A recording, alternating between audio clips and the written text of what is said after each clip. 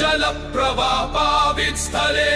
गलेवलम्ब्य लम्बिताम्बुजङ्गटुङ्गमड्डमन्निनादवड्डमर्वयं चकार चण्डताण्डवं तनोतु नः शिवः शिवं जटाकटाः सम्भ्रमभ्रमन्निलिम्प निर्झरी विलोलवीचि वल्लरी विराजललाटपट्टपावके किशोरचन्द्रशेखरे रतिप्रतिक्षणं मम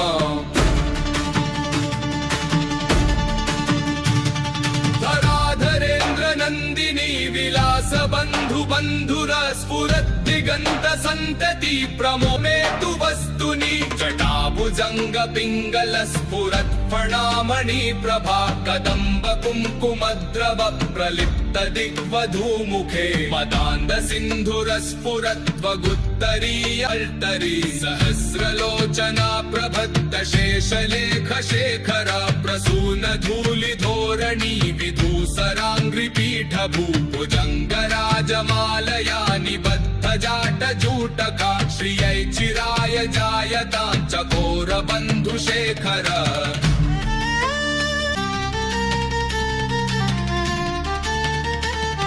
ललाट चत्वरत्वलद्धनञ्जय स्फुलिंग भानि पीत पंचसायकं नमन्निलिम्पनायकं धनञ्जयाहुतिकृतिस्वर प्रमथ्यमानदं सुधामयूखलेखया विराजमान शेखरं रचन्तलदनाम्बुज प्रखर्जटाटवीमुख व्रणाप्ररुद्धकं प्रपङ्क्ति कस्तूरीकृतम्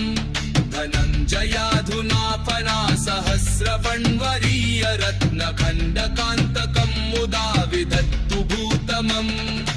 अस्फुटत्वगुत्तरीय मेदुरे मनोहरं स्फुरद्गलत्र संमृणाल सङ्गीभूत भर्तरी प्रफुल्ल नील पङ्कज प्रपञ्च कालिमप्रभावलम्बि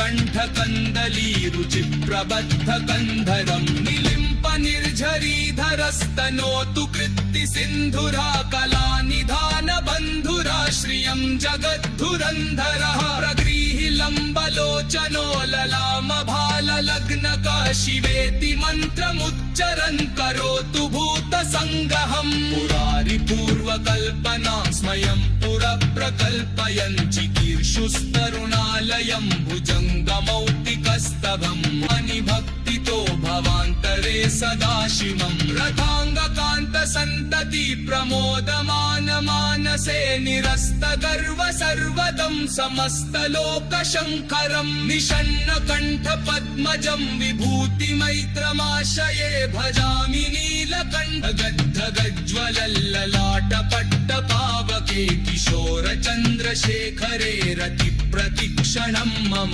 कराल भाल पट्टिका धगद्ध गद्ध गज्जलद्धनञ्जयाहुतीकृत प्रचण्ड पञ्चसायके हराधरेन्द्र नन्दिनी कुचाग्र चित्रपत्रक प्रकल्पनैक शिल्पिनी त्रिलोचने रतिर्मम